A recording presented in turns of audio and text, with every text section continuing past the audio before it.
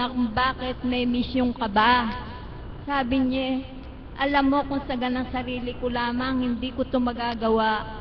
Kaya lamang may datal sa akin ng Panginoon na ako'y may tutulungan at siguro ikaw na yon. Ngayon, sabi ko, salamat naman.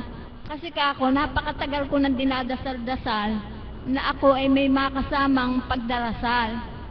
Kahapon, tuwing umaga, nung umaga kahapon, di dumating, may dalang pagkain, pinakain niya ako.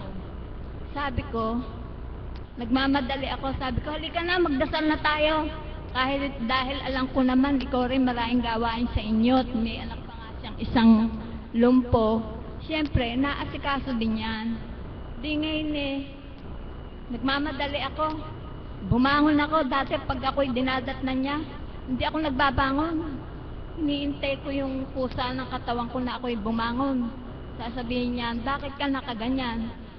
Giniginawa ko, yun ang sasabihin ko, giniginawa ko. Tapos noong kahapon, nagmamadali ako, inaapura ko pa siya. Sabi ko, halika na, magdasal na tayo. Bilis-bilis kong bumangon. Sabi niya, ba, galing. Ang bilis mong bumangon. Di gano'n, nagdasal na kami. Sabi ko, noong kami nagdadasal na, hindi pa natatapos ang pagdadasal ko, kinalabit ko na kasi noong gabi,